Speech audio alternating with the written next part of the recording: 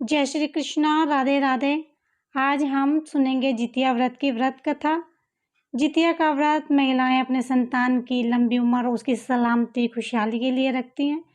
इस व्रत में भगवान जीमूत वाहन की विधिवत पूजा की जाती है और कहते हैं कि इस व्रत को विधि विधान पूर्वक करने और कथा का पाठ सुनने से संतान की आयु लंबी और खुशहाल होती है। तो आइए सुनते हैं जितिया व्रत की कथा।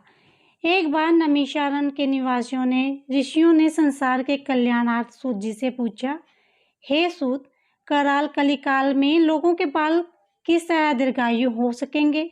सूत जी बोले, जब द्वापर का अंत और कलयुग का आरंभ था, उसी समय बहुत सी शोकाकुल स्त्रियों ने आपस में सलाह की थी कि क्या इस कलयुग में माता के जीवित रहते पुत्र मर जाएंगे।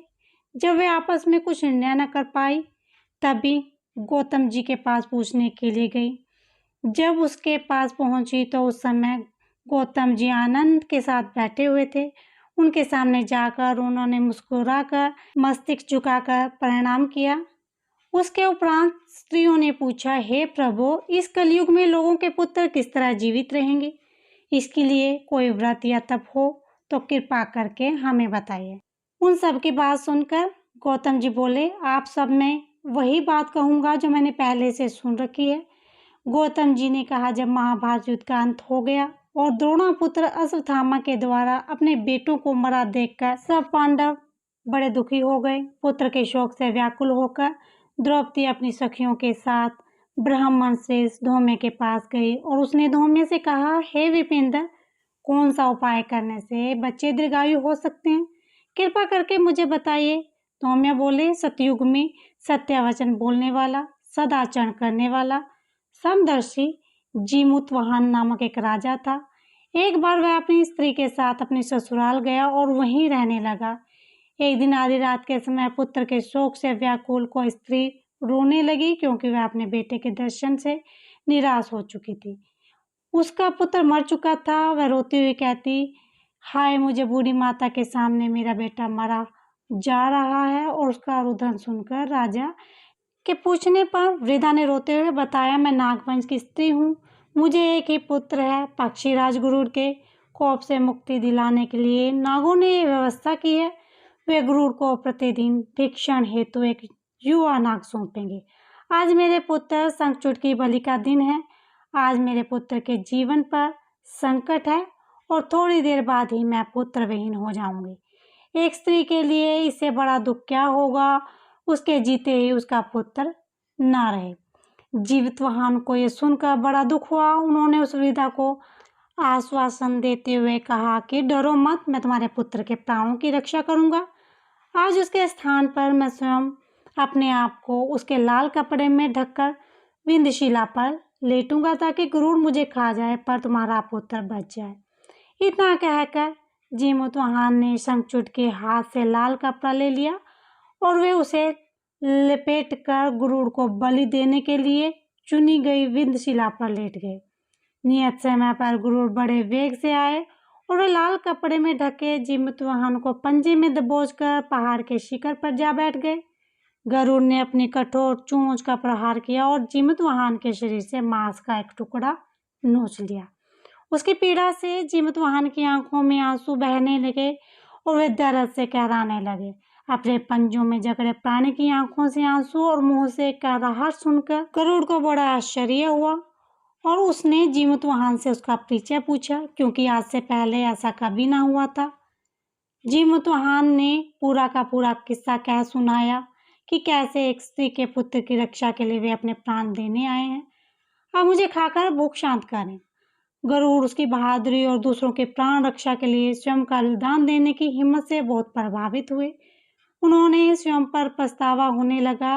वो सोचने लगे कि ये मनुष्य है जो दूसरों के पुत्र की रक्षा के लिए स्वयं की बलि दे रहा है, और एक मैं हूँ जो देवों के संरक्षण में भी किंतु दूसरों की संतान बलि ले रहा हूँ। उन्होंने जीमूत वाहन को मुक्त कर दिया। गरुड़ ने कहा कि हे उत्तम पुरुष, मैं तुम्हारी भावना त्याग से बहुत प्रसन्न हूँ।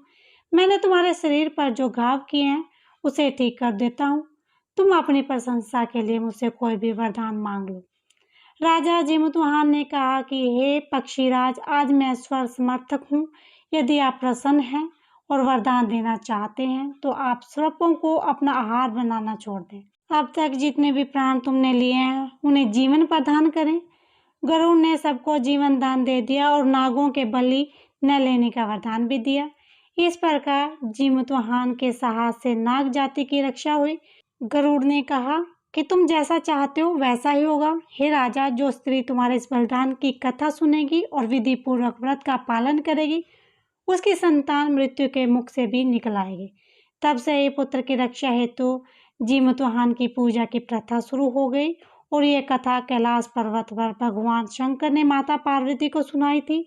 धौम्य ऋषि ने द्रौपदी से कहा, हे देवी, मैंने यह अतिशय दुर्बल तुमको बतलाया। इस व्रत को करने से बच्चे दीर्घायु होते हैं।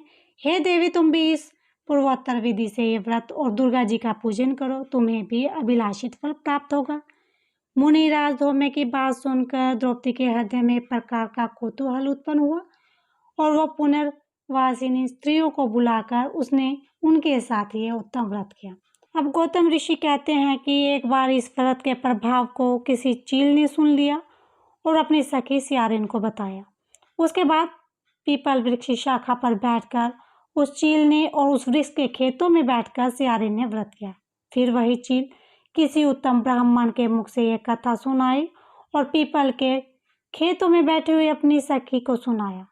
सियारिन ने आधी कथा सुनी थी, उसे भूख लगाई और वह उसी समय सबसे भरे शमशान में पहुंची।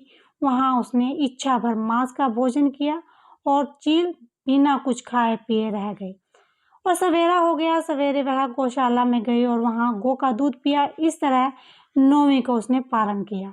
कुछ दिनों के बाद वे दोनों मर गई और अयोध्या में किसी धनी व्यापारी के घर में जन्मी। संयोग से दोनों का जन्म एक ही घर में हुआ।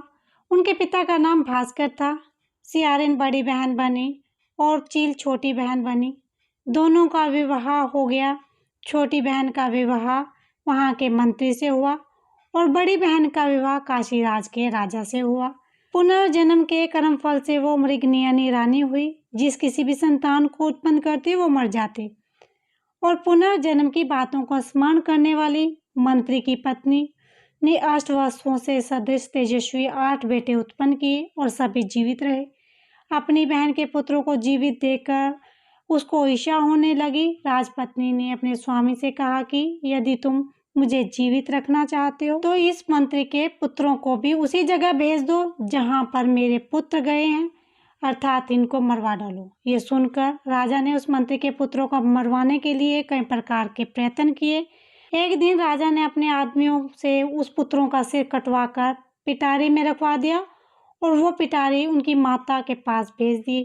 किंतु वो 8 के सिर बेशकीमती जवाहरात हो गए और भले चंगे वो 8 लड़के अपनी माता के पास वापस चले गए। उनको जीवित देखकर राजपत्नी को बड़ा आश्चर्य हुआ। अंत में वह मंत्री की पत्नी से के पास गई और उसने पूछा, बहन, तुमने कौन सा ऐसा पुण्य किया है जिससे बार बार मारे जाने पर भी तुम्हारे बेटे नहीं मरते?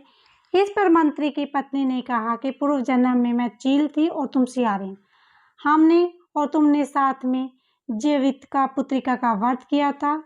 तुमने व्रत के नियमों का भली भांति पालन नहीं किया और मैंने किया था। इसी दोष से ही बहन तुम्हारे बेटे नहीं जीते।